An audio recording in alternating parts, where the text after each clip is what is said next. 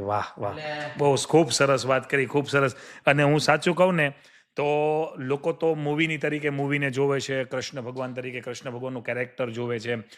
બધાના ઘરે આ રીતેની સ્ટોરીઓ અત્યારે થતી હોય આજના જનરેશનની અંદર, એટલે ઘણું બધું સક્સેસ મૂવી ગયું.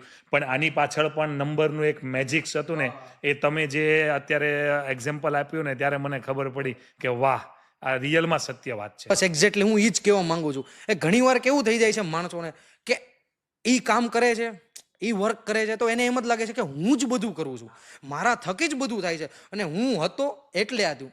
એ વાત ખોટી છે. ભગવાન છે. ભગવાનનું જો એના નામ મૂવીનું કરવાનું આવ્યું તો ટોટલ ઓટોમેટિકલી ત્યાં સેટ થઈ ગયું. બાકી મને જ્યાં સુધી આઈડિયા છે ત્યાં સુધી લોકોએ કરેક્ટ નથી કરેલું. ઇનબિલ્ડ એવું થઈને આવેલું છે.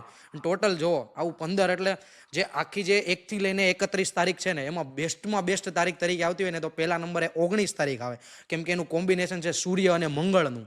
અને એની પછી ડાયરેક્ટલી જો કોઈ તારીખ આવતી હોય તો એ 15 તારીખ છે. અને એમની રિલીઝ ડેટ પણ જુઓ 10 તારીખ, એટલે 4 ચાંદ લગાવી દીધેલા છે પિક્ચરે. સરસ, બહુ સરસ, બહુ સરસ. મને તો એમ લાગે છે કે જે પ્રોડ્યુસર ડાયરેક્ટર હતા જેને રિલીઝ કર્યું, મને નથી એવું ખ્યાલ કે એમને ન્યુમરોલોજીસ્ટને બતાવ્યું હશે, પણ તમે જે કર્યું ને એ બાબતે રિયલમાં બહુ સત્ય વાત છે આ સક્સેસ થયા પાછળની.